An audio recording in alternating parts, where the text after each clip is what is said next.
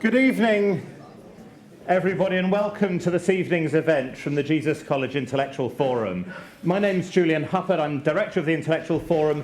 It is great to have you here, whether you're with us in person in this Frankopan Hall or you're watching us online. It's great to have you with us there as well.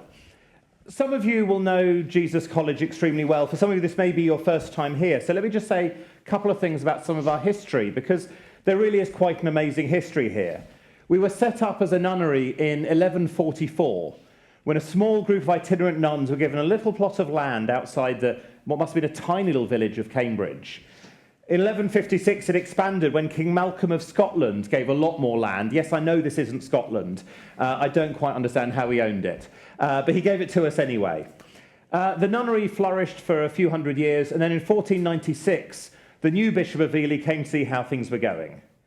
And he said that there were two nuns left. One of them was rather elderly, and the other was of ill fame, which you can interpret however you like for a young woman living alone near a university.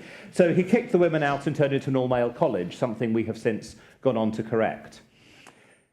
And over the many, many centuries, there have been a huge number of people here who have thought and also made a difference in the world by communicating what they have thought, something we'll be talking about later on.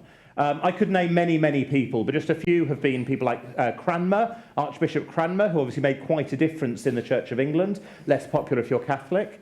There have been people like Malthus, who thought a lot about population and what that would mean. More recently, we have people like Lisa Jardine, who is an absolutely inspirational figure to those who knew her. And some of you may know Rockabye, Clean Bandit. You know, yes, good. I'm seeing a few people nodding. There's an age profile here. Absolutely wonderful band who met here. So there have been many, many, many people who have gone from this place to make a difference in the world. Our aim at the Intellectual Forum is to help bring those conversations and to have them not just inside the college, but to reach outside the boundaries of that college and to get a collection of really inspirational, brilliant people here and to get conversations happening about some of the most important issues of our time. We've had lots in the past. I'm not going to pick out any highlights. Almost all of them are on our YouTube channel. If you would like to watch them, again, you can. And there are some absolutely brilliant ones there. Tonight, I'm really delighted to welcome back one of our own. Ros Atkins was a student here, and it's great to have one of our own people back here to talk about how to communicate. He's had an amazing career, doing all sorts of things on radio and TV. He's currently the BBC News analysis editor. And I should also give a quick plug for what he's doing tomorrow night with one of his other skill sets, where he's mixing drum and bass. So if you really like what you hear today, you should also come along tomorrow to hear, not here, I'm afraid. You should listen to his DJing as well. So Ros is going to talk to us for about 45 minutes. We'll then have Q&A and a chance to buy the book. If you're here in person, you can buy the books from us here. If not, all good bookshops near you will have them. Ros, thank you very much for being with us. Over to you. Thank you very much. Thanks. Thank you. Hi, everyone. Thanks to Julian for such a generous welcome. Thank you very much to so many of you for turning out. Goodness, I'm very, very flattered to see you all. And I should probably start by saying that I had this dawning realization not long after I'd signed the deal to do this book that I was actually going to have to write a book. And then I had this second dawning realization after I'd finished the book and I saw the cover of it and it said, okay, the art of explanation, great. How to communicate with clarity and confidence. And I suddenly thought, every time I open my mouth from now on, I'm going to be expected to live up to exactly what this book is suggesting. And needless to say, when you turn up to something called the Intellectual Forum at Jesus College, Cambridge, it feels like there's been quite a high bar being set. So be gentle with me. I'll see how I go. And I'm here to explain what I believe are the benefits of clear communication, confident communication, of the importance of paying attention to how we explain things. I should, though, be straight with you. I'm not offering any guarantees of success here, because I learnt this the hard way about 2.5 years ago. Out the blue, I was sitting at work and an email arrived, and I thought, okay, what's this? And it was from the CEO of quite a big publisher going, hi, Ros, I like watching you on the TV, wondered if you fancied a chat. So I thought, well, that sounds very flattering, thank you very much. And I kind of went home and I thought I should contact the only person I knew who had much experience of publishing. And I said, what should I do? And she said, well, you should definitely have the chat, but you can't go to it without an agent. And I said, well, I haven't got a literary agent or an agent. What should I do? She said, you've got to get one. So made some phone calls, and I was, in the end, delighted to hook up with a brilliant literary agent. And I said to my new literary agent, okay, well, what should I do? Should I just turn up at the meeting? He said, we should really go in with an idea. Have you got any? And I said, well, I've got a couple. One of them's about how I explain things. And he said, all right, well, let's think about that. So I spent some time working up this idea for a book, and the meeting was set up. It was on Zoom. So we all turn up on Zoom, and it's all very convivial, and the CEO is very nice and says some very nice things about me. And he says, actually, I've got an idea for a book that we think maybe you could write. And I said, oh, great. Let's hear more. And so he outlined this brilliant idea for a book, and I listened to it, and I was thinking, there's no way I have the time, I'm not even sure I have the skill to deliver on this brilliant idea. So I was polite, but I said, I'm really afraid I'm not sure I'm going to be able to help on this, but I've got an idea for you. And I'd spent lots of time doing some of the processes that I outline in this book to get myself ready for this moment. And I think very succinctly and clearly and confidently delivered this pitch for this book about how all the skills and techniques that I use as a journalist and a broadcaster have actually helped me in lots of other areas of my life, and how I was convinced that if I could capture them and pass them on, they could be useful to all of you here, or those of you watching online, or anyone really who's concerned with communicating clearly. So I did my pitch, I ran through the idea, and there was a brief pause, and he was like, no, I don't think that's for us. So after that, the conversation carried on perfectly amicably, and we both decided that neither of us were quite right for the other's idea, and that carried on. So after that, I ended up with a literary agent I didn't have before, and an idea that I hadn't really worked up, but now was suddenly invested in. And I thought, well, what should we do? And the literary agent said, well, I still think we can do something with this. So I set about trying to write the book. So I've written the book, even though my first attempt, despite my best efforts, didn't actually manage to get the book over the line. But what I was trying to convey in that pitch, and what I've tried to convey in the book, is that when I approach communication and explanation, whether in a quick email or a big speech like this or everything in between, underpinning all of that, there's a system I use, a system that I've evolved and developed over time, but it's still a recognizable system to one that I first developed when I was 19. And I developed it a couple of 100 yards away in Northcourt in Jesus College as a pretty green teenager arriving from the wilds of West Cornwall, faced with the first few history essays of term and thinking, this doesn't look viable. You know that feeling when you're being asked to take on a huge amount of information and to analyze it, distill it, understand it, pass it on, communicate it? I was just thinking, my goodness, I'm being given an essay question, a list of 20 books, and a see you next week, how are you doing? That didn't seem viable. And so I started to stitch together a system that allowed me step by step by step to start handling that information, understanding that information, shaping that information and passing it on. And the system that I first shaped in Northcourt, carried on using through my second and third year at university. I should say it only got me so far, but it did get me through.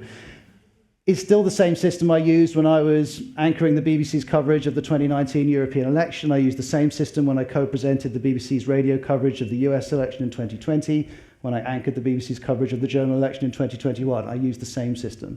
So the system that I use this week in the newsroom, any week when I'm working, and in lots of other areas, roots all the way back to Jesus College. So for a range of reasons, it's very special to be here with you. And as Julian was outlining, what I'm going to do is talk, where are we? It's just after past. I'm going to talk for about 45 minutes. And I always think when you're communicating in any form, it's quite important to tell people what's coming their way. You know, when you open up a news website and it says, this is a 9-minute read, that's not a coincidence. That's the news organization knowing that you would quite like to know how long this is going to take. So similarly, whenever I'm giving talks, I like to know, you, for better or for worse, this is what you're in for. I'm going to talk for about 45 minutes, and then we'll get into some questions afterwards. And then if you'd like a book, of course, I'm happy to sign it. And before we go any further, I think it's useful for us to set out a definition of what I'm talking about. Because the book's called The Art of Explanation, but you might be thinking, well, what exactly do you mean by that? Let me try and put it into 4 parts. For me, explanation is working out the purpose of a piece of communication. This could be a really big moment, a job interview, could be a presentation, could be a pitch for academic work or pitch for funding for a project, right down to what am I going to say in a meeting, or what am I going to say in an email, or what am I going to say in a quick briefing paper? What's the purpose? The second part of the equation is what information do I need to pass on in order for that purpose to be achieved? Sometimes it could be one piece of information, it might be 1,000. What's the purpose? What's the information I want to pass on? That's the first part of the equation. That's the substance, if you like. But for me, explanation is about substance, but it's also about style. So for me, explanation is both identifying that information and then calculating how best do I pass it on to the particular people I'm trying to reach in the particular circumstances in which they'll be receiving it.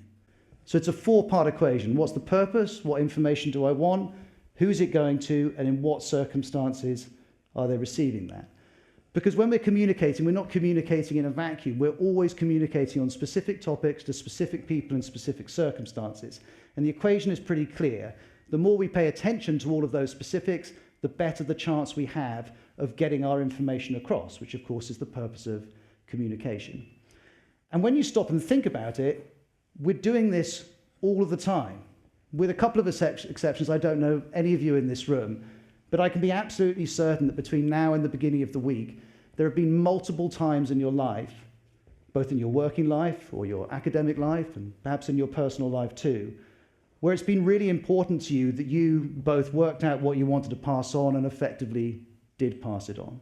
So how well we do this actually affects huge amounts of interactions in our life. The big moments, the small moments, the moments in between. Really, this runs through the fabric of our experience. And as such, it matters a great deal. And the more I've looked at it, the more I've cared about it, the more I've paid attention to it, the more I've felt that, yes, this is a pretty big prize if we can reach it.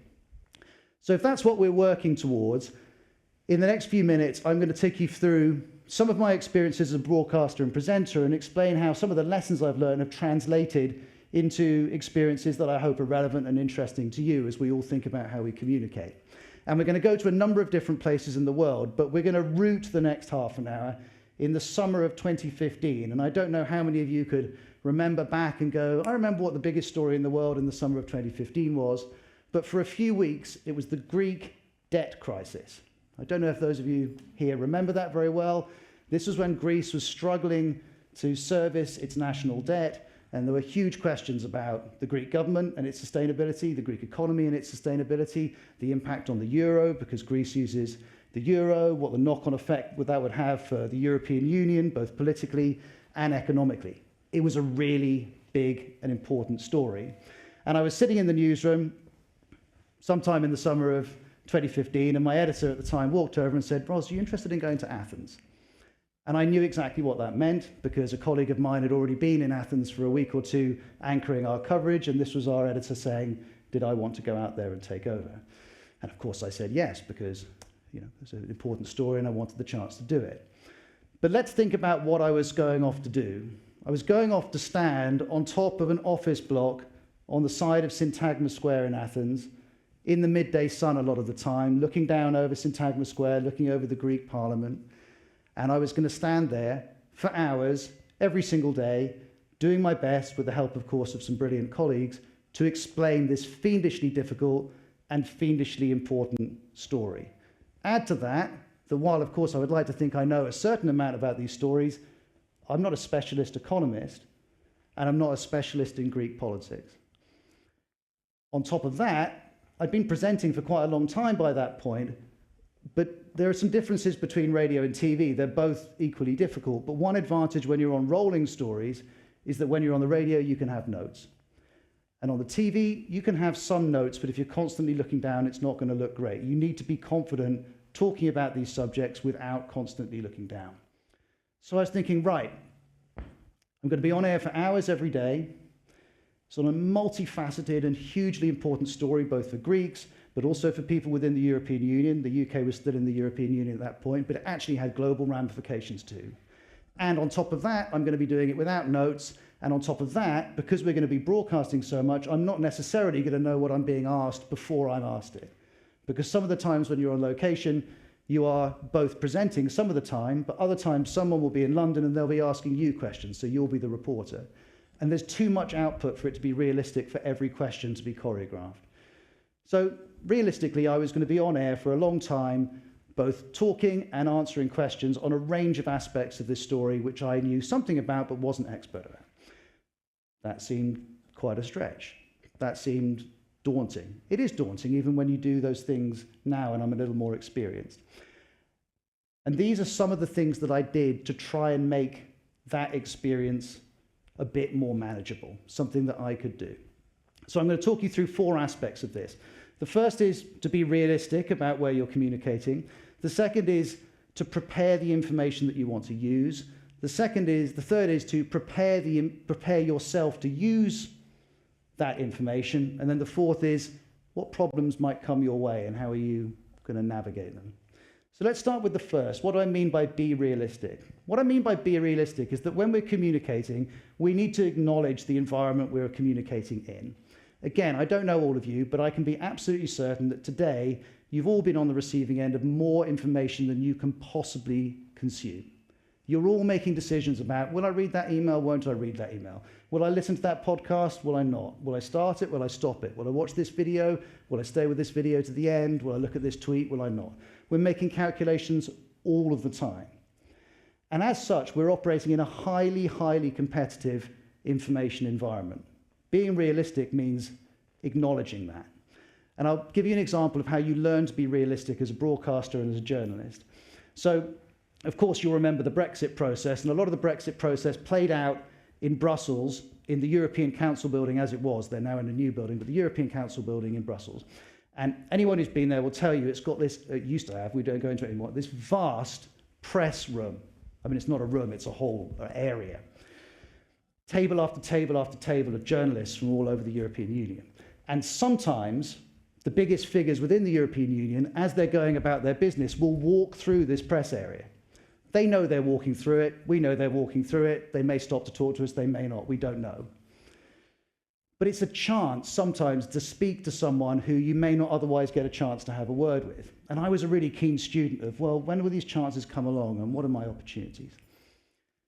And I had a pretty good inkling that Donald Tusk, then President of the European Council, you'll probably remember Donald Tusk, Jean-Claude Juncker, 2 of the most important figures from the European Union's side of the Brexit equation. Big figures, and we had some good indications Donald Tusk was going to walk through. So I thought, right, I want to see if I can get Donald Tusk to ask a question. And often when these big figures from the European Union will come through, it's not just them. They'll have security guards, they'll have advisors, they'll sometimes have other figures around them. So sometimes it can be a kind of phalanx of people all walking at speed, like across the room. In that environment, even if it goes well, you've got 2 to 3 seconds to get their attention and get them to stop. There is no possibility, there is no outcome where you are going to have 10 to 15 seconds to make your case to Donald Tusk or whoever it might be that they should stop. You have to be realistic. So in that moment, I thought, well, what are the 3 things I want to say? First of all, I've got to say Mr. Tusk's name if I want to get his attention. I need to say him from the BBC, which is much more important than being, my name is irrelevant. It's much more important he knows I'm from the BBC. And I need to get a question in that he might be tempted to answer. All of which I'm doing when there's an awful lot of people around, including the brilliant camera crews I'm operating with. So let's imagine I'm here, Mr. Tusk is sweeping in from here with all of his advisors, including his security guard, and as they come round, I'm here, security guard's here, Donald Tusk is here, and they're not stopping for me or anyone else who's there. They're going somewhere. And so I'm going, Mr. Tusk, BBC, do you think the UK's wasting time? Takes about 2 seconds. And you can find the clip online. As I say Mr. Tusk's name, he turns because he hears his name. You can see him register the fact that it's BBC, which makes him think, okay, that's a big news organisation, maybe I'll stop. And then he carries on, and then he hears the question, he comes back, and he decides he wants to answer it. And his answer then made news around in the UK press. That all came from being realistic. If you are not realistic about the environment in which you're communicating in, you're not giving yourself the best chance of communicating. There's a brilliant academic at Harvard called Todd Rogers, and he's one of the world's leading experts, if not the leading expert, on how we all consume short written communication. So he studies how we consume WhatsApps or emails or text messages. Fascinating guy, does really, really important work. And he has this phrase which I love and which I hope he forgives me, I use it quite a lot, but I always actually make sure I reference him. And his phrase is, no one cares about my email as much as I do. Which I absolutely love because it captures a really important point of communication. If you acknowledge that no one cares about your email as much as you do, you're being realistic. You're understanding that when you're communicating, you're going to have to work to get that person to open that email, read that email, finish that email, respond to that email. And it's the same in lots of different types of communication, whether it's me trying to speak to Donald Tusk, whether it's me sending an email, whatever it might be. We're in a competitive environment. When I make one of my explainer videos with brilliant producers I work with, I start from the point of view that if you start, you might not finish it. And every single second of those videos, I'm working to make the case to you that this is helpful, easy to consume, easy to follow, relevant to your life, interesting to watch. I never assume for any moment of time that you're going to get to the end of it. I'm thinking every second, how do I make sure I'm making the case that this is worth you investing your time in? So there's lots of different examples I could give you, but just as a general starting point, being realistic about the environment you're operating in is a great start. So in the case of Athens, I was being realistic. What I had to think about, I was going to be on air for hours, sometimes in 2-3 minute bursts, sometimes for hours at a time. I had an audience all around the world, including in Greece, some of whom would have known the story inside out, some of whom really would not, through no fault of their own, have known very much at all.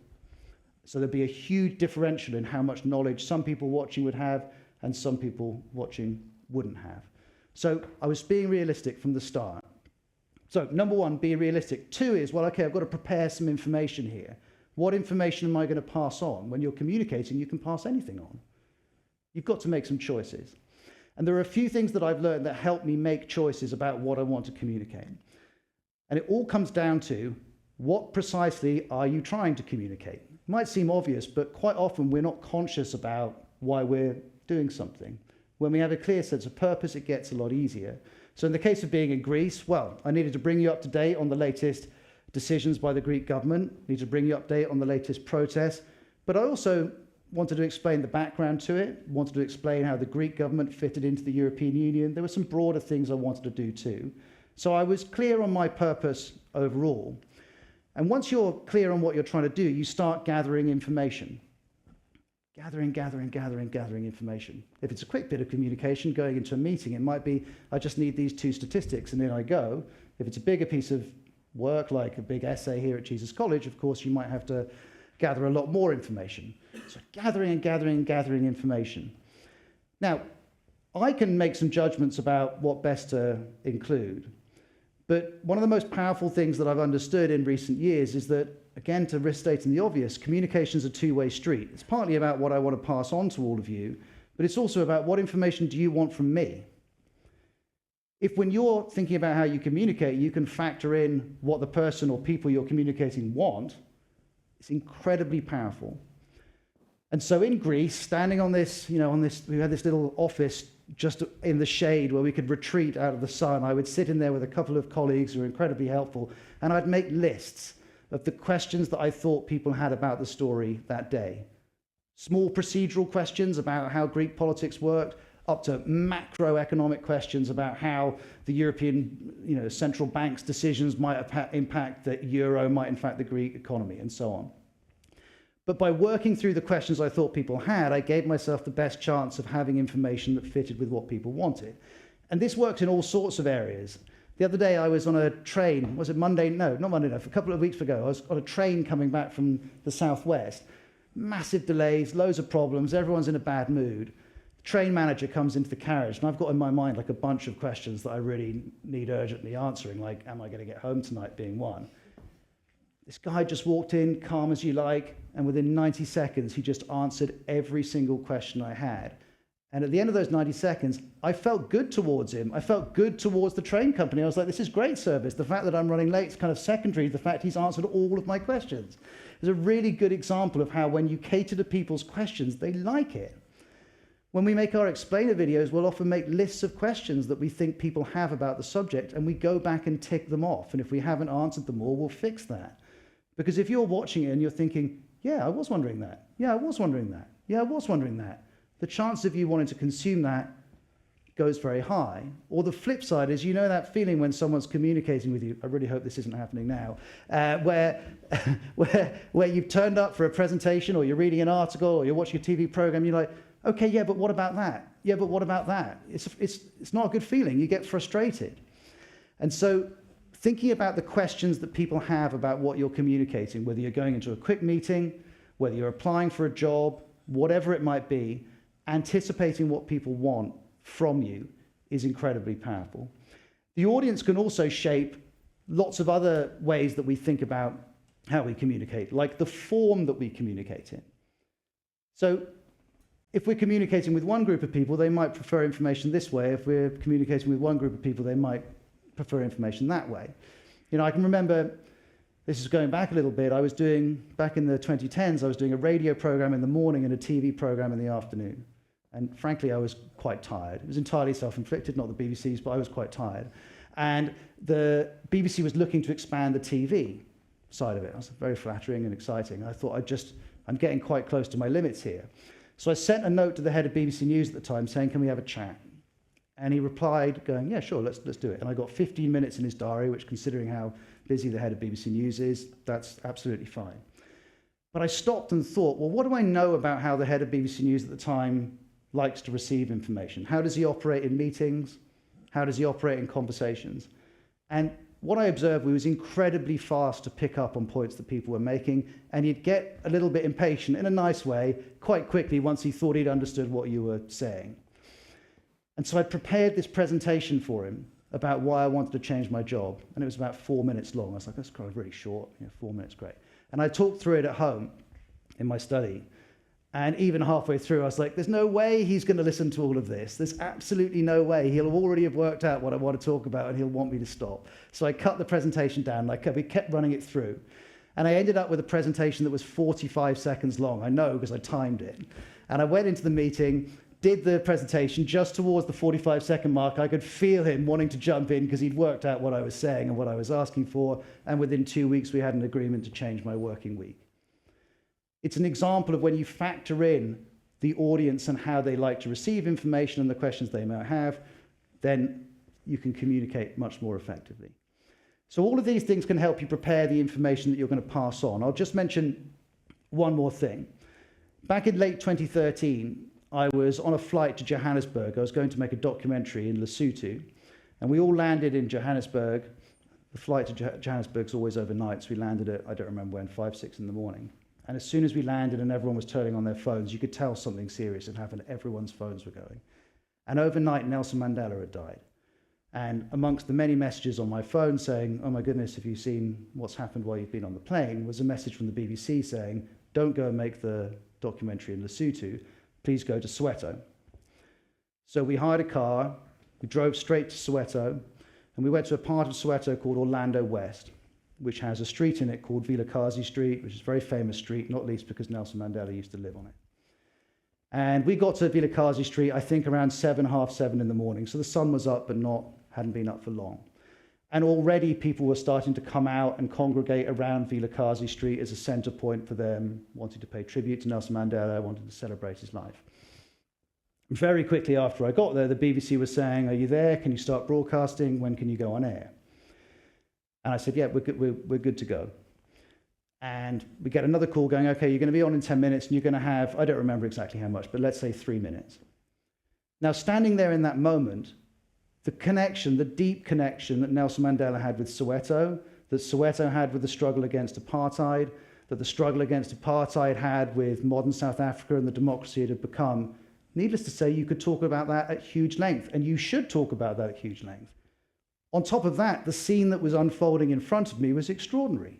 As the day was beginning, South Africans were waking up to this news and they were coming out onto the street. I could have described any number of important things in that moment. But I had 3 minutes. And when you have 3 minutes, you have to make decisions about what you're going to include and what you're not going to include. You would like to include more, but you can't because you have those confines. And in my experience, it's much better to say, okay, well, there are 10 things in this situation I would like to describe. I'm going to choose these 3 and I'm going to focus on them and make sure I describe them as well as I can. If I make those decisions in the moment, my decisions are not necessarily going to be the best decisions. And that taught me an important lesson which plays out in lots of other situations, which is when you have the option to assess the information you've got and the environment in which you're going to be communicating, if you can take those decisions in advance, you're likely to make better decisions. And on top of that, you're not making decisions in the moment, which can distract you from the communicating you're doing. So there are lots of things there that I was doing on the rooftop in Greece to try and help me navigate this moment by preparing the information. So we've talked about being realistic, we've talked about preparing the information. The next part of the equation is preparing myself to use the information. Because, of course, as I was saying, explanation is partly about what do I want to say, but it's also about how can I effectively get that across. And there were a number of lessons that I learned on the rooftop in Greece and which I've learned in other situations too. Let me take you through a few of them. The first is, if the first time you say something out loud is the time when it matters, you're taking a huge chance, a chance that you don't need to take. So when I was on that rooftop in Greece, if you'd been there, you'd have seen me talking to myself again and again, imagining the kind of things I'd be talking about, practicing using the words. It's a lesson I've had to learn a few times over. I remember I was doing the Dutch elections in 2017. I was standing in this beautiful square called Het Plein in The Hague. Beautiful stalls everywhere, lovely scene. I'd done loads of preparation to do this story. And a colleague, about an hour before I was first on air, asked me a question about the story. And as I was speaking, it was kind of juddering out. I was like, my goodness, what's going on here? I've done my homework, what's happening? I'd forgotten to spend as much time as I needed to saying it out loud. So I wandered around Het Plein, this beautiful square in The Hague. I don't know what the stallholders were thinking of, but I was just wandering past them talking about Dutch coalition combinations and Mark Rutte's policy agenda and so on. And the good news is that, the bad news was when I started, it really wasn't great, but quite quickly I started to become more fluent. And I do this all of the time, and I still do it, even as someone who's quite experienced at this stuff now. When I had this book coming out in September, I put time before the book come out, sitting in my study, imagining the kind of things I wanted to say about the book and practicing saying them. Doesn't mean you're learning a script. It just means you're making yourself familiar with the words that you're using. So saying it out loud is one thing. Another thing that we do, or I do a lot, and I definitely did on that rooftop in Greece, is get a second opinion. You don't always have to work out how best to communicate something on your own. Just get a second opinion. So there's a brilliant business reporter called Joe Lynham with me in Greece, and I'd go, Joe, I think I'm out categorizing the ECB's position on the Greek economy this way. Is this okay? And he'd go, that phrase doesn't quite, try it this way, and I would adapt it slightly, and I'd go, what about this? And he'd go, you've got it. And if you get second opinions, two things happen. One is what you say gets better. Two is you're confident in what you're saying because you've run it by someone else. I remember back in, I don't remember the exact date, but it's a good while ago now, I think pre-2010, the BBC sent me to Brussels to do a phone-in on the BBC World Service with the Secretary General of NATO. So this is a big deal at NATO's headquarters, hour-long live interview, or phone-in an interview. And in the morning, I thought, I'm just not comfortable in how I'm categorizing Russia's relationship with NATO. I kind of knew the story, but I just wasn't. So I rang a colleague and I said, I'm doing it this way. Is that right? And he said, just try adapting it this way. And we had a 10-minute conversation, and it meant that not only when it came up was I happy, but crucially, I wasn't worrying about it. And you know that feeling when you're in a meeting or a conversation or a discussion at work or whatever it might be, and you're like, this is going to be fine unless that subject comes up, and it can kind of eat into your confidence generally. Don't ignore that. Look it in the eye, solve the problem, and then when you go into that situation, you'll be feeling much more comfortable. So getting a second opinion helps. Saying stuff out loud helps. The next thing that I often do, and I was definitely doing in Greece, is you can anticipate some of the things coming your way. You can think, okay, what's the most likely question I'm going to get on this subject, or the most likely question I'm going to get on this subject? And if I say this, what am I likely to get in return? You can't predict the future, but you can start to anticipate some of the things that might come your way and think about how will I respond to that. And we do that in interviews too. So for example, back in, I think it was 2013, summer of 2013, we had, quite late notice, David Cameron's head of communications contacted the BBC and said, David Cameron, who was then Prime Minister, of course now our Foreign Secretary, but at the time was Prime Minister, it was on the eve of a G7 summit. They said, David Cameron would like to come on your show on BBC television to take questions from viewers all around the world and be with you for half an hour. So needless to say, yes, please. As soon as it went in the diary, we started gaming out. Well, what subjects are most likely to come up? And when they come up, what's the information we might need to provide the viewers with? And when they do come up, what's the Prime Minister most likely to say, or what are we most likely to want to ask him? Needless to say, we can't predict everything that David Cameron's going to say, but when you prepare for interviews, you try and play out scenarios so that you can prepare for them. That meant that as we went through this multifaceted discussion live on BBC TV with, me sitting, I think I was here and the Prime Minister there, I couldn't predict every last moment, but I felt more prepared to communicate in those moments. there is an interesting aside actually on that story, which is that the programme was half an hour long, and I can feel the Prime Minister coming towards the end of his answer, and I'm looking at I don't know if I'm looking at the clock, and it would have been in my ear, the director is saying, okay, you've got 90 seconds, and the Prime Minister's coming towards the end of his answer, and I can feel that he's probably going to finish with, just over a minute left. So as a presenter, along with your director and output editor, you're making calculations with live programs. What am I going to do in that situation? And I thought, well, I could fill for a minute. I could fill for a minute, but you've got the Prime Minister. Do you want to use a minute of your time with the Prime Minister with me talking? That didn't seem like a very good use of it. I thought I could introduce another big policy area, but I'm going to ask him about it, and then within seconds I'm going to be closing him down, and that's not going to be great for him and not going to be great for the viewer. And while I was thinking about this, I was looking through all the messages coming in that the team were passing on. This has come in.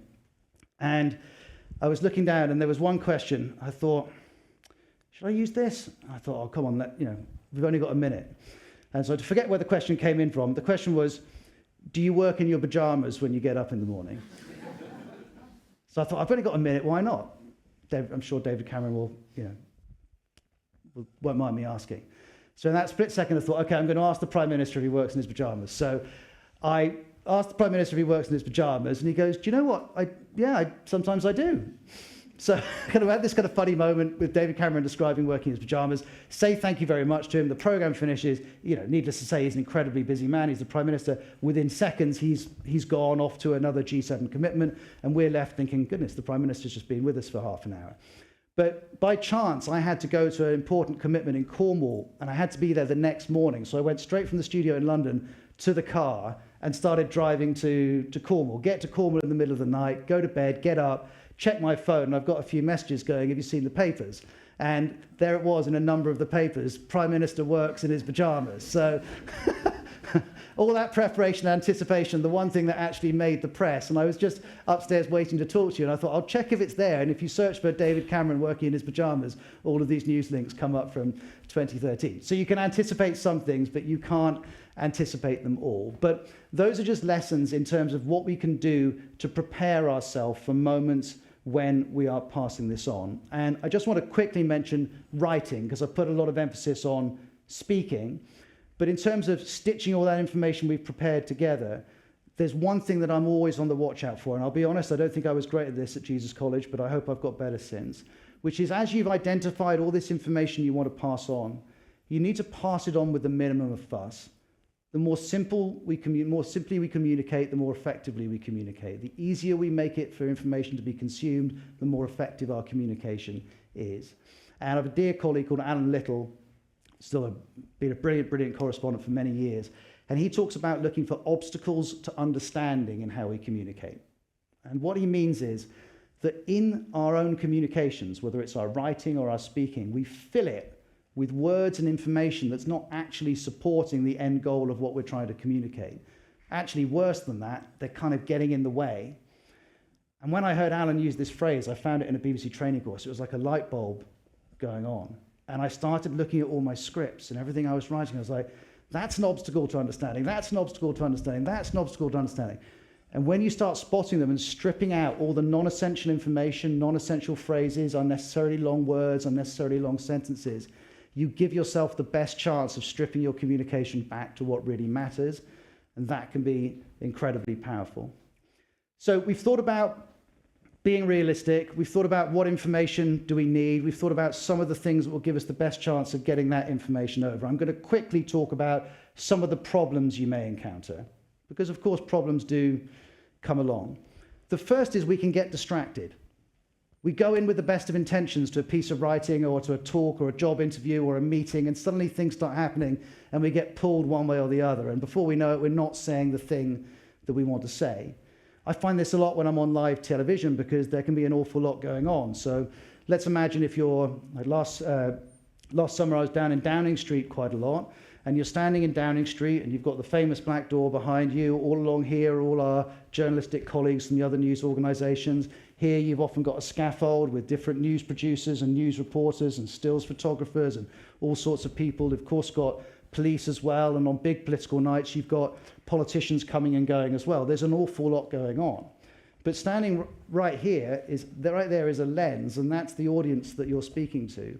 And in those moments where there's an awful lot going on, I always try, just before I start going on air, to I might kind of kick my foot on the floor or do something just to say, you know what you've decided to say, you've done your preparation, don't ignore all of this because something exciting or interesting might happen, but stay focused on what you're saying. And I try and do that if I'm if you're in a meeting and you go in with the best of intentions, I'm definitely going to talk about this, and before you know it, the whole thing's ended up being over here.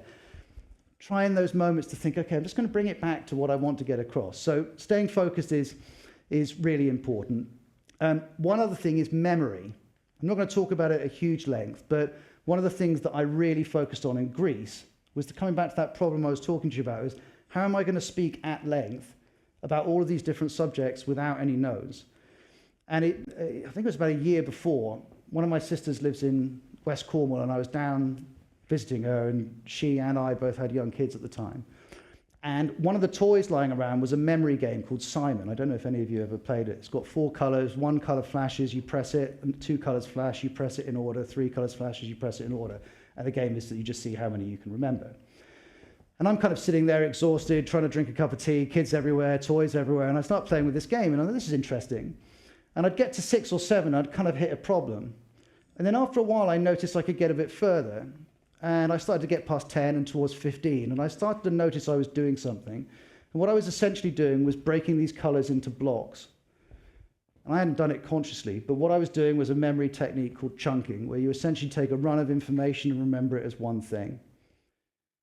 And I started to experiment about how I could use that with my reporting and how I could use it with my speaking, and I used it in Greece. So I remember when I want to talk about Prime Minister Tsipras, I'm going to remember this run of points, and I'm going to remember them as one block about Mr. Tsipras. If I want to talk about the European Central Bank, I'm going to remember these 3 or 4 points, and I'm going to remember that as a block. And before I knew it, I could remember 10, 15, 20 blocks of information in a coherent way, in a way that I'd never been able to do before. And it's really been quite transformational. So I can recommend, if you have a chance, experiment with memory techniques. They're very, very useful. And then the last thing I'll mention just quickly is nerves, because a lot of us hit nerves when we're speaking publicly and trying to communicate. That can really send you off track. Certainly in Greece, when I was first doing it, I'd never done a reporting gig that high profile before. I was nervous. 2 things really help. One is make the words familiar, make the environment familiar, make everything possible familiar, so when you're doing it, it feels like you've done it before. And the second thing is, wherever possible, also involve other people as quickly as you can. So if I ever showed you, I think it would be hard to find, I don't know where it is, but if you ever saw the first edition of Outside Source that was on in the UK, 2015, I was really, really nervous. The introduction's about 7 seconds long before I'm into a clip, because I'm like, I just need to get to something and then I'm going to relax. So if you have a chance when you're speaking to bring someone else in or some other element in, just let yourself relax into it. But my main tip on nerves is make it as familiar as you possibly can. It was the last edition of Outside Source in April, and I knew I'd be nervous towards the end of it. So the last script, which ended up being a clip which went slightly viral, I'd worked through those words so many times that when the nerves really kicked in, and they really did, those words were at least so familiar that I could get through it without running out of breath or hitting a stumbling block. So nerves can be an issue, so watch out for those. So we've thought about being realistic about the environment we're communicating in. We've thought about what information do we need to achieve the purpose of whatever communication we're doing. We've thought about how can I get ready to use this information as effectively as possible, and we're also watching out for problems that may come our way. And having done all of those things, the good news is, I hope, that I spent 10 days on a roof in Athens talking about a subject that I didn't know in detail a month before, and I hope I did it in a credible and journalistically sound way. And the thing that really was a surprise to me was that it was something I felt comfortable doing. I got to the point where I felt comfortable doing it, where it wasn't something where every time I stepped in front of the lens I was nervous. Actually, I thought, no, okay, I've done my work here and I'm ready to broadcast. And so it's an example, there'll be lots of other examples in your working lives where you're facing moments that can seem insurmountable, but there are 101 things that you can do to make it feel more contained, more manageable, more enjoyable in some cases too. And I'm just going to leave you with a couple of thoughts, and then we'll get to your questions.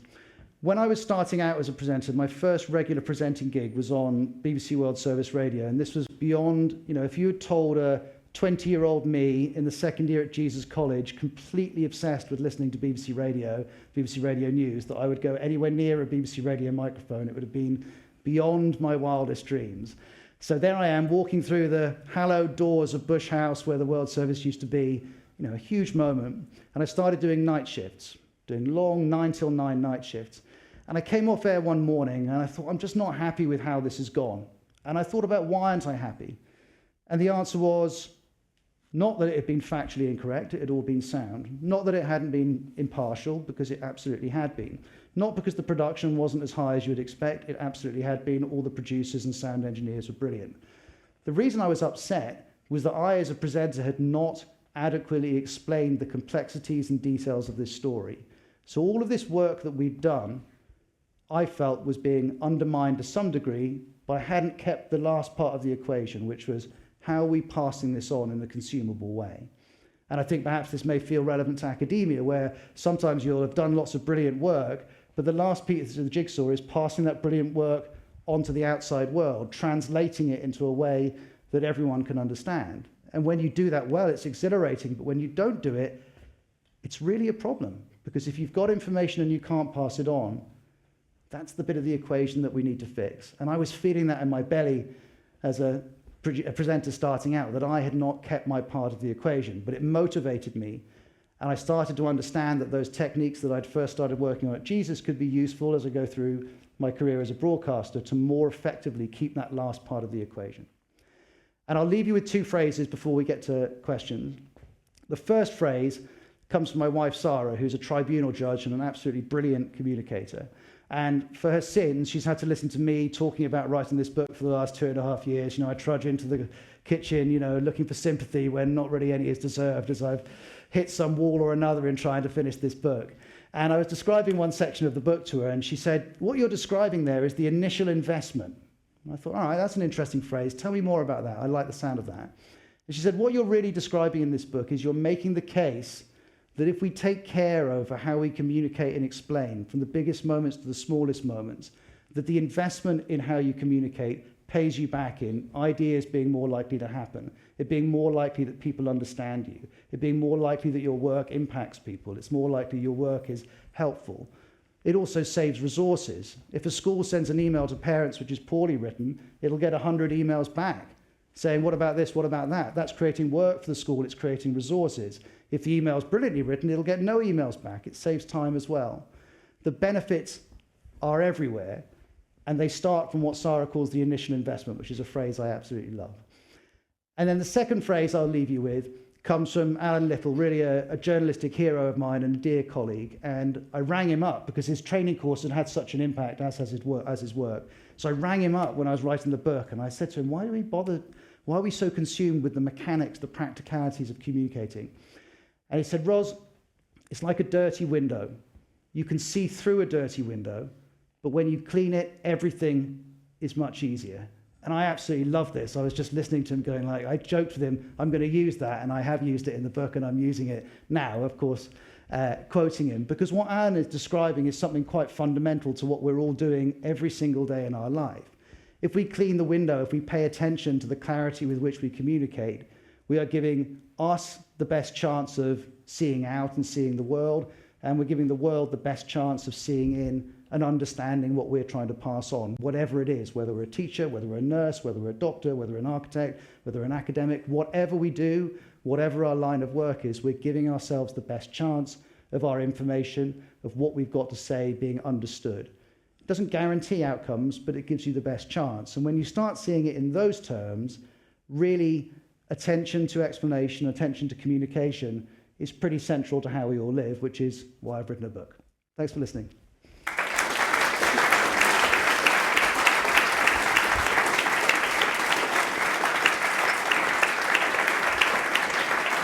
Thank you very much, Ros, for cleaning that particular window so well for us. We now have time for people to glance through any bits of window you'd like to explore. So please do put your hand up if there's a question. While people in the room are starting, can I bring one in online? Please. From Keith Ray in Stevenage. The BBC has come under attack from all sides for as long as I can remember. How mindful are you of the need to be impartial? And is it sometimes difficult to hide your own personal feelings about issues? Was it Steve? Keith. Keith, apologies. So Keith and Stevenage, sorry. Hi, Keith. Thank you very much for the question. Well, first of all, being impartial is absolutely central to being a BBC journalist. It's something I think about every moment of my time in the newsroom. I'm mindful of it all of the time, as are indeed all of my colleagues. I think the moment BBC journalism isn't impartial, isn't seen as impartial, then that contract that we have between the country and us as an organisation starts to come under pressure. So we take it absolutely seriously. And in fact, while it's always been emphasised, the Director General, Tim Davie, has put a particular emphasis on it since he became Director General. In terms of opinions, we get asked this quite a lot.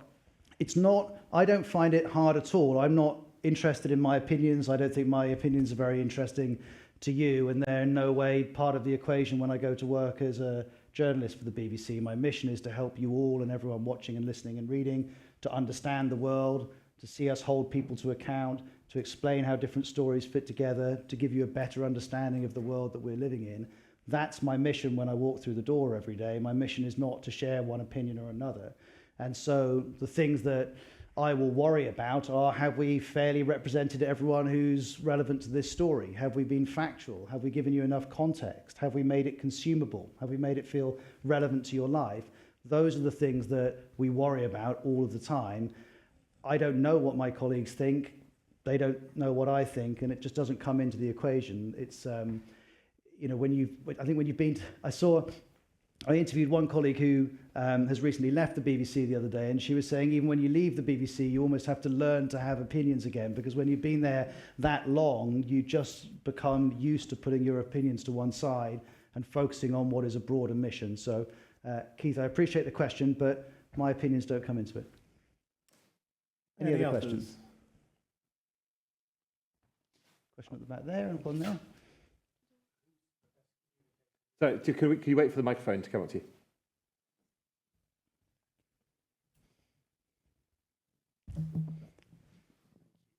Hi, good talk, thank you.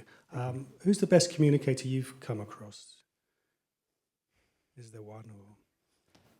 I think a lot of my communication heroes, if you like, come from within the BBC, because it was the organisation that I wanted to work for when I was a teenager and a young adult trying to be a journalist, and now I'm hugely privileged to be there. I still kind of pinch myself that I get to work with some of my colleagues. So I've mentioned Alan Little, he would be one, Jeremy Bowen, Lise Doucette. These are people who manage to both speak with empathy and with clarity and precision about hugely complex subjects, and they're often doing so, without, sometimes of course in their reports on the news they'll be scripted, but plenty of other times they'll be speaking without script. And that comes from a deep authority from years and years of both looking at the world, but also communicating about the world. And so while I never try and copy people, I never think that's a good idea. I look at the way that Alan or Jeremy or Lise approach these incredibly important, incredibly complicated stories. And they have a skill to both speak with authority and depth, but also make what they're saying accessible. And for me, that's what I'm trying to do as a journalist, which is not skim over things, not take shortcuts in describing the world to you, but at the same time doing it in a way that feels accessible and helpful to as many people as possible. So there are others, but those three would spring to mind. There's one up here. I've not rehearsed the question, so it might not come out the right way. I was really interested in the stuff you were talking about being in Greece and reporting, maybe, for hours on end. How were you gaining information during that time, and how were you processing information? Because you're stuck on the roof and it's all happening around you. Where's the information coming from, and how do you filter that information so you're on top of the story? There are two scenarios there. So there's a scenario, and both played out in Greece. One would be where I would be on air for a stretch of time. So let's imagine a 2 or 3 hour block where I'm talking and my mic is live almost constantly. And so in those situations, you're going to have to work. I mean, we always work with brilliant producers, but you'll be particularly reliant on producers. So if there was a moment where story moved, maybe, let's just make this up, Angela Merkel said something of consequence with relation to that, then we would, one of the things you get used to when you're live on TV is that there are, even when you're live all the time, short moments where you can communicate. So if you run a 15-second clip of someone talking, that's 12 seconds in which you are able to talk to a colleague quickly. Or if you are taking a speech for 5 minutes, that's a 5-minute period where you could talk to a colleague. So in that situation, I might say to a colleague, look, I'm not able to look in detail at what Angela Merkel has said. Please, can you look through it, pick out the 3 most significant points that she's made and any relevant context, and please message it to me. And so I'd be reliant on my colleagues, as I should emphasize, TV presenters are all the time. But there'll be other situations where I've got a bit more breathing space. Let's imagine I've come off air at past and I'm not on air until the top of the hour, as we say. So I've got half an hour and a story develops. You would very, very quickly be doing a version of what I started doing here in Jesus College when I was 19, which is taking a bunch of information and skimming it and getting rid of the things that you don't feel are central to what you need to know. And you distill it down once, and then you look again and you go, actually, let's review it. We distill it down again. And so you would go through, or this is what I would do, 2 or 3 periods, I call them sweeps, 2 or 3 sweeps through the information. And each time you're distilling that information down. And then you might end up with, say, 5 or 6 points. Depending on how much time you're going to have to talk about it, you might go, okay, I'm going to broadcast all 5 or 6 points. You might know the story well enough that you make a judgment, actually, I need to focus on this 3, or to come back to what I was saying earlier, and I would do this option many more times than not, say, I've got it down to these 6 points, but I think we're only going to have time to look at 3 of what Angela Merkel has said, and I'd ask a colleague who is also working on that story, which of these 6 do you think we should include? I think we should include these. There'd be a quick to and fro, we'd settle on it, and then before you know it, you're in a situation to pass on 3 or 4 distilled points about what Angela Merkel has said in a 1-2 minute environment. And so it's very quick assessment and distillation, either done by me or done by a colleague, or often done by the 2 of us in tandem if it's possible. So we have a large audience online, so I was going to do one from there and then I'll come to more in the room. And just to be clear, you don't have to be male to ask a question, in case anybody wasn't clear. But Rach Baggs says, you mentioned preparing yourself and becoming familiar with the words you're using. Do you have any routines or habits for warming up your body and voice before presenting? Wow, what a good question.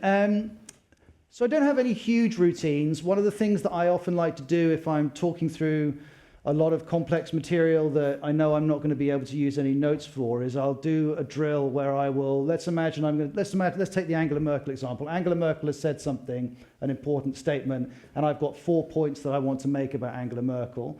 I'll practice, let's call them A, B, C, D, and E. I'll do an exercise where I'll talk through them without notes, A, B, C, D. And then I'll do an exercise where I talk through them, D, C, B, A. And then I'll do an exercise where I go A, C, B, D. And so you become very used to being flexible using the information while still talking about each piece of information with precision. So that's an exercise that I would do if I had the time. Certainly I can think of times in Downing Street on big political nights where I've done that, and I wanted to make sure I was absolutely rock solid moving between the different bits of information. The other thing I do, which is a bit funny to say out loud, but I definitely would stretch. So like before a big broadcast, I would definitely look to just kind of do that a few times, or something, or I used to, especially when I used to use a big touchscreen with outside source. Some of you might remember I used to stand in front of a big touchscreen. I would definitely, if you've been standing static at a computer or just rehearsing for a while, you don't want your body to get too stiff. And if you're going to need to be moving, I would sometimes do that before I'd go on outside source just to make sure I felt. So I mean, it's not like an extended warm-up routine, but there are things that you just want to do to go like, okay, this is. Or, you know, I can think of before a big broadcast, I might do that or something like that, or just something to say, okay, this is the moment when it matters the most. So yes, there are definitely things I would do to get myself verbally and physically warmed up. We should have something in the room. I'll go here, right at the front here, and then I'll try and fit everyone in if we can. Hello, my question is a relatively simple one. How difficult is it to make it all look quite so easy? Well, it's very kind of you to suggest that I am. I never assume that. I think the good news is that you know, sometimes people come up and say to me or other people who are going on the TV, you seem comfortable doing this. You said, and I always say, like, we weren't always comfortable doing this. That we've worked on this. There's no reason that anyone who isn't comfortable speaking publicly can't become comfortable, in my experience. And for better or for worse, when I was writing this book, I was saying to the publisher, I'm putting an awful lot of detail in here because I do a lot of small things which I find help. And they were like, no, please put it all in. And so the reason it's all in there is that there are lots of what I think reasonably simple things that we can do that don't take a year to practice, that you could start doing tomorrow, that would start making how you communicate more comfortable and easier. Of course, it doesn't mean it's easy. It never is easy. Talking to you all here isn't easy, but it gets easier if you follow some. And I suppose my point is that in my experience, some things can make quite a large difference quite quickly. So the example of saying something out loud, if you took 5 minutes before a big moment where you were speaking to say a few things out loud, I guarantee it would make quite a significant difference to how you feel saying it. So it doesn't need 5 hours, 5 minutes. So I'm not saying there's a kind of magic, hey, just do this for 10 minutes and everything's fine. But I do think there are some quite simple things we can all do to make it feel more comfortable. The broader message, and I suspect you're picking up on this, is that I gave one of the early proofs to the head of quite a big PR comms company in London, who I've known for a little while, and he kind of skimmed it and he kind of waved it at me and he went, "This is the case for preparation, isn't it, Ros?" And I said, "Yes, it is." And so I'm not saying preparation makes it easy, but I do think that there are some simple things if we all do can have quite a marked impact on how we communicate. Just off the back of that, there was a question from Tamzil Butt here about what do you do when it all goes wrong? Well, it depends how it's going wrong, and believe me, it can go wrong in a range of different ways. So the thing, if you do any amount of public speaking or going on live TV or radio, it's not a question of if it goes wrong, it's when it goes wrong, just because the complexity of live broadcasting means that things will happen. And earlier in my career, that prospect used to frighten me quite a lot. And when things did go wrong, I could feel my heart starting to go. The most effective thing that I've done to manage when things go wrong is to see things going wrong as normal as when things go right. So when things start not to go to plan, and that's quite frequent if you get breaking news or there's a technical problem, and technical problems don't happen too often, but sometimes there'll be a technical problem that's out of the hands of the brilliant teams that we're working with, is to go, okay, that's happening, and that's the kind of thing that can happen. And rather than see it as an unusual event, see it as one of the spectrum of things that can happen. And as such, when you start seeing the unexpected as expected, you have a different reaction to it. And when you have a different reaction to it, you stay calmer. And when you're calmer, everything is easier. Because one of the big things, and I'm sure all of you will recognize this from times when it's been difficult, is, when you're feeling the pressure and you're talking, you get short of breath. And when you get short of breath, everything is significantly harder. So the main object we're looking for when we're in a tight spot speaking publicly is for us to remain sufficiently calm that our breathing remains sufficiently deep, which means speaking stays a lot easier and the whole thing becomes a lot more manageable. The only thing I would mention, which I used to do a lot when I was starting off as a presenter, I would make a list of all the nightmare scenarios I could imagine and I would play them out. What am I going to say if this happens? And the first time, you're terrible. I'm not picking the right words. It's not going to plan. But actually, if you play out an exercise where the same thing goes out wrong 5 times, by the 5th time, it's starting to feel a bit more familiar and a bit more comfortable. So again, it's a bit in line with the question before, is if you can anticipate what might happen and you can prepare and practice for what might happen, it doesn't mean it's all going to go perfectly, but it does mean you've got a chance. And just finally, I remember when I was starting out as a TV presenter in late noughties, I got sent to South Africa to be part of the BBC's team covering the South Africa World Cup. It was one of the first kind of live broadcasts on the TV I'd done from outside the studio. And I'm on a rig on top of the office block where the BBC's Johannesburg bureau is, about to go live on the telly around the world, really, really nervous because I just hadn't done very much TV. And seconds before we went on air, my earpiece completely packed up. So I had no means of hearing the gallery in London, no means of hearing any of the guests that we'd lined up, and seconds to go before we start, so no chance to swap another presenter in or do anything about it. And the person on the camera who really saved me was like, I'm just going to tell you what's happening, because they could still hear the gallery. So as the gallery went 5, 4, 3, 2, 1, the guy on the camera was going 5, 4, 3, 2, 1. And so all of the communication that would normally come through my ear was coming through a camera person.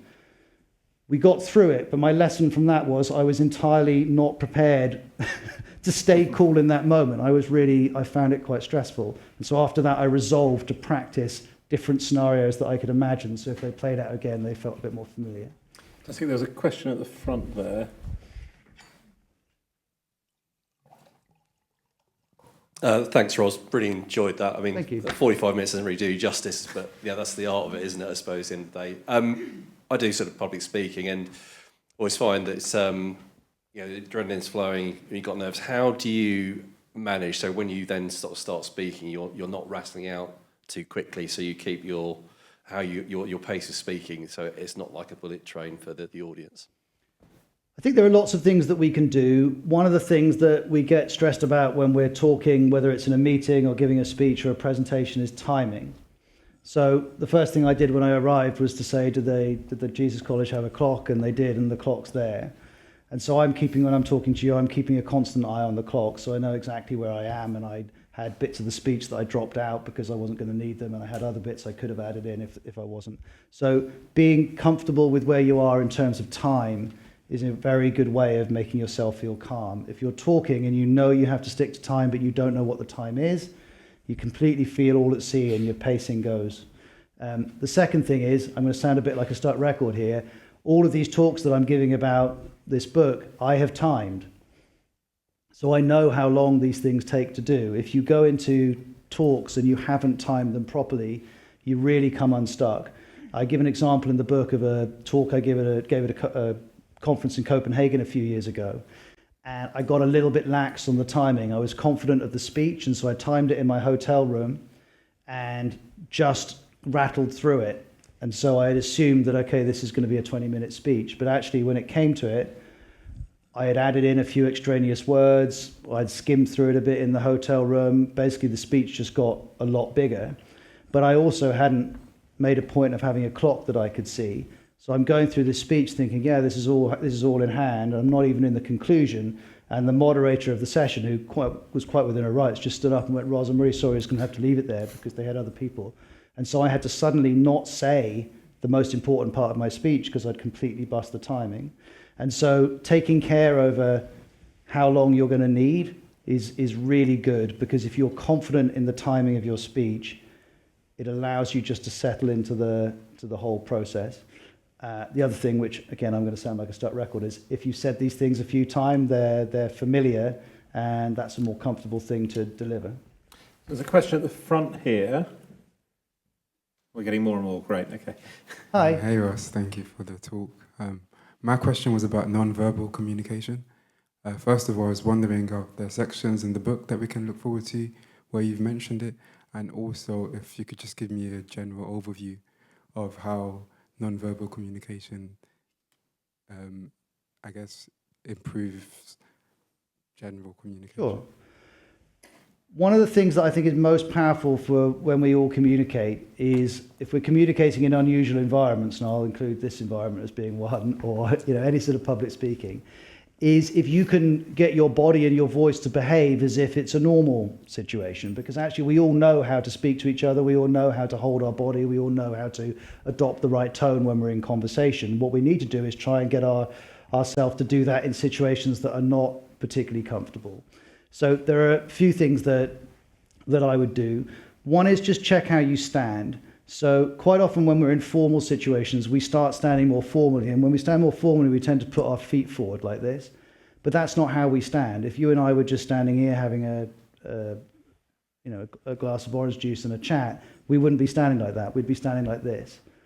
And it's small things like that. So if you stand like that, that's a much more solid position to be in. You're going to feel much more relaxed and much more natural there than if you stand there, and there's a risk you're kind of... So it's a small thing, but if you can get yourself to stand how you would stand, rather than how you feel you ought to stand, that's a good one. There is, I confess, a short section in the book called Have a Hands Plan, and I'm big on having a hands plan, because what I noticed earlier in my career, especially when I was nervous, my hands would take on a kind of life of their own. And you know that feeling when you're watching someone doing a presentation, or sometimes on the TV, and they're like, you're getting a bit distracted because the hands are going everywhere. And I used to do that, so I'm not passing any judgment. So whenever I'm going into a big moment, I always think, what's my hands plan? So if, for example, if I was wanting to make a point, So let's imagine I had 3 points. I might say, look, there's this point, there's this point, there's this point. There, my hands are supporting what I'm saying. However, if I'm just generally moving them while I'm talking to you, you're going to be thinking, what are his hands doing? And so quite often, for example, I did a job interview. For example, when I interviewed for the job that I've got at the BBC at the moment, analysis editor, it might seem silly, but just before when I was waiting to go in, I made a decision about where I was going to put my hands. And it just meant there was nothing dramatic, I was just going to put them there, but I knew what I was going to do with them, and that's where they were going to stay unless I was going to use them.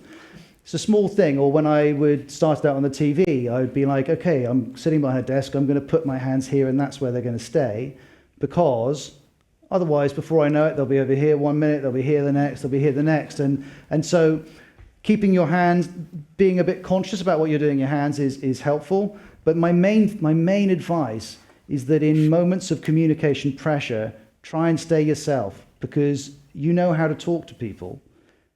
I hope, and you might want to correct me on this, but all of the scripts that I write for the radio and TV, I always insist that I write them exactly as I would speak. So I hope there's not too much difference between the person you see on the radio or listen to on the TV or listen to the radio and how I'm talking to you now. And so one of the strange pursuits of public speaking or speaking in really important moments is to kind of hold on to how you would normally do it. And non-verbal communication is partly about just holding your body as you normally would, even though you're feeling a pressure to be a bit different. There's a question up here, and I'm going to try and fit as many as I can. But thank you very much for your really engaging communication. Thanks. So one of the cornerstones that you mentioned of communicating effectively was that you are aware of the situation within which you are communicating. How did the situation today impact your delivery today and change it or amend it? Well, it changed it in a few ways. In that, first of all, I wanted to make clear that what I was describing in the book and generally connects to Jesus College. So the bit where I described the connection to North Court and everything else, I've not said in any speech that I've made about this book before, because I know some of you will have a connection to the college, or at least a connection to Cambridge. So that was one. Throughout it, I made references to people working in academia or people producing academic work. I wouldn't necessarily do that if I was giving this talk in other places, because I'm trying to make it feel relevant to you. I mean, I'll let you judge whether I'm managing to do that.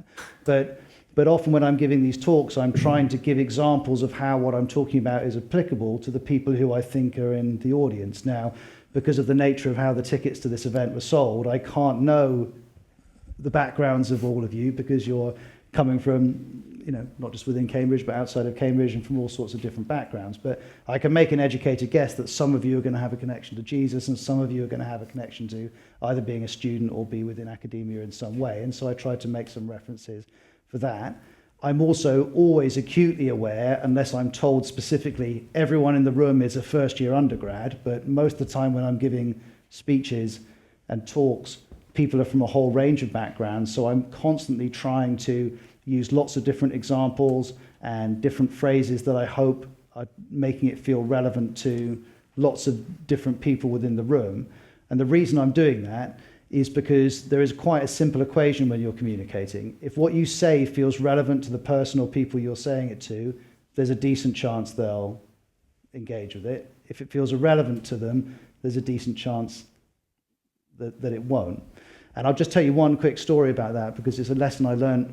It was fascinating to me when I was on BBC World Service. I used to do a phone-in for a lot of years, and you would imagine with BBC World Service, huge audience, that you'd be deluged with calls, whatever, and sometimes you were. But what was interesting was we'd go on air and there'd be a big development. Let's imagine it was about climate change. And I would say, what do you think about this UN statement on climate change? And you'd get a certain level of calls. But if I went on air and said, well, the UN has said this about climate change. If you're listening in the US, what do you think your government should do? If you're listening in Malawi, what do you think your government should do? If you're listening in Singapore, what would you like your government to do? You would think that by saying those three places and by narrowing it, you would reduce the amount of response you would get. But you would get a sudden uplift in the people in those three places, because they felt like, and I was, talking directly to them. And so when I'm talking, I'm trying, and I'll let you all judge whether I'm managing to do it, I'm trying to take what is essentially a general message about the things within my book and tailor it to whoever I'm speaking to, because my hope is if it feels more relevant to you, it'll be more useful and interesting. We're not going to get through all the questions, but I just want to fit in a few last ones. Firstly, online, Carlisle Bailey says, is Donald Trump a good communicator? Interesting question, isn't it? He clearly is able to communicate with a certain amount of Americans very effectively. He became president of America. I don't think you can become president of America without having the means of communicating at least with some people that you need to support you. There are obviously questions about how that communication is used and the message that that communication is passing on, and there are many profound questions about that. But there is no doubt that when communicating to a certain part of America, he has the ability to communicate and connect with certain parts of America that some of his current Republican rivals are not managing. There's a question up there. I'd like to ask you about storytelling, whether you've always been a good storyteller or whether you learnt to put a narrative arc and, tell a good story. Is that natural? I definitely don't think it would be natural. I think I could feel, particularly going through A-level history and into undergraduate history, that the ability to build narratives supported the impact of the analysis that I was trying to build. And so the importance of thinking about storytelling structures became clearer to me. And I started to watch out for people who I could tell using different storytelling structures and think, okay, they did it that way and they used that device. And so I became a bit more conscious of it. I think it was only when I became a presenter that I really started to think about, okay, I've got all this useful information. How best can I pass it on in a way that not only feels useful, but where people want to hear what comes next? And there's a section in the book where I share about 5 or 6 of the main storytelling structures I use. And when I was starting to piece together our explainer videos, one of the things I was very conscious of was that just having the correct and useful information might not be enough to hold people across 4, 5, 6 minutes, that I needed to create a narrative momentum that would make you feel like, I want to know what happens next. And quite often, and we're always thrilled when it happens, people will come up to us and say, the reason I like your explainers is I'm kind of watching and I want to kind of know what the end is. And when they say that, I think, okay, that's the work that we're doing around storytelling, helping the viewer to stay with us.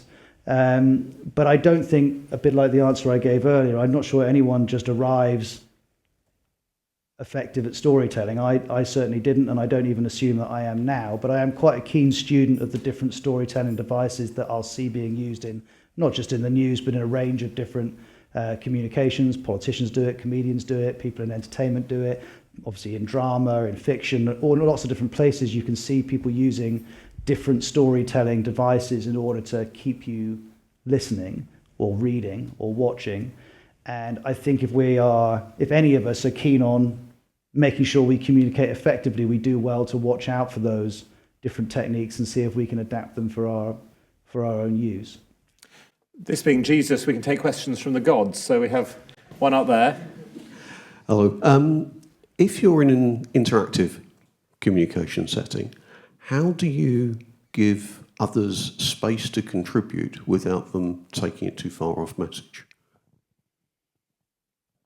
You mean like if I was hosting a phone-in, or if I was hosting a town hall event or something like that? A town hall event is probably, I'm thinking of a business meeting where you go in with a particular plan, but you have to engage the people you're with, but there's a danger that they will want to take it in their own way. Well, that's a difficult judgment, because sometimes someone will take it in a direction you're not expecting, and it's an interesting direction. So you've got to be open to the fact that the direction they're taking you in might be worth pursuing. I suppose what I'm always trying to do when I'm moderating any discussion involving a lot of people is that I want it to add up to something that's coherent and informative for all of us taking part and anyone listening. And so if we're talking about subject X and 2 people have talked about that, and then the next person comes in and jumps across onto subject Y, I might say to them, I'm keen to get to subject Y, but just before we do, let's just stay on X for a moment. And so you say to them, I'm not blocking you completely, but I would like to just finish this subject before we move on. And I see people in meetings doing that very effectively all the time, when someone will jump in and say, like, something. And it's not that the new subject isn't important, but actually we've still got to finish the thing that we were on. And so I think being respectful of people's differing interests is always important. I'm never a fan of just kind of bulldozing in and going, you can't say that. The other thing I think is that sometimes in people's enthusiasm, quite understandably, they'll start making 2, 3, 4 points, all of which require some unpacking. And so when I used to host phone-ins a lot, if that was happening after 1 or 2 points, I might say, let's imagine they're called Bob, I might say, Bob, just before you go on to make any other points, you raise a couple of really interesting ones there. I just want to unpack those first. So you're not being rude about the next points that are coming, but you're saying, well, hold on a minute, we've opened up something interesting here, let's unpack it. So I'm always trying to respect the different interesting things that people have to say, but trying to cluster them so that we get them in their contributions in clusters around the subject, so they add up to something which is useful for all of us taking part. If someone comes in completely off subject and just starts talking about something that really isn't within the parameters of the discussion, then I'd be more comfortable in saying, I appreciate that you're keen to talk about that. I think today's discussion is more about this, and I'd be a little bit firmer. But if it's within the parameters, it's more about just how do you position their contributions rather than stopping them completely. And the very last question, I'm sorry for all the ones in person online we can't take. What's the funniest thing that's happened to you in a newsroom? You expected me to answer that with a mic on? No one's listening, it's fine. Well, there was a time, and I'm just not going to remember which World Cup it was. I think it was the World Cup in Russia, which was 2018, and England were, I think, in the last 16 of the World Cup. Any football fans here? And I think we were playing Colombia, and it was a penalty shootout. I'm getting some nods. Okay, and I was doing an item on Outside Source about Spotify, and I confess I don't recall what the story was, but the big touchscreen was behind me, and I was in the middle of, touching the touchscreen and I hadn't realised that the penalty shootout had started, but of course most of my colleagues in the newsroom definitely had. And as England scored their first goal, there was this huge cheer, and because Outside Sources used to be on the mezzanine right in the BBC newsroom, of course you could just hear it. So I carry on, and I kind of made a joke. I was like, okay, and the floor manager, the floor manager is the person who's in charge of the studio when it's on air. So anything that happens in the studio when you're on air, the floor manager is the boss, and they're really your lifeline when you're on air, along with the director in the gallery. And the floor manager, they're able to stand quite close to you because as long as they're out of shot, that's fine. So I was here, the floor manager was probably just here, and they were able to see a screen that was elsewhere in the newsroom with the shootout. So I think England scored, and then there was a save. So Colombia missed a penalty. I think something happened. There was a huge roar. And after the second roar, I was like, do you know what? I can't do this. Not in a stroppy way, but this isn't possible. So I shut the screen down and proceeded to pass on a penalty shootout involving England without being able to show the viewers anything, and with just the floor manager signalling as each goal went in. And so you can find it online quite easily. And so I spent the next 2 or 3 minutes going, we've scored, that makes it 3-1. I can't remember. And then once we'd won, there was another huge cheer in the newsroom, and then we went on and got back to the news. So that was a time when there were lots of benefits from broadcasting actually within the BBC newsroom, but the only downsides were, it obviously didn't happen very often, but when there was an England penalty shootout, things got a little bit disrupted. Thank you. Ros, thank you so much for Pleasure. so much wonderful content. Thank you for coming.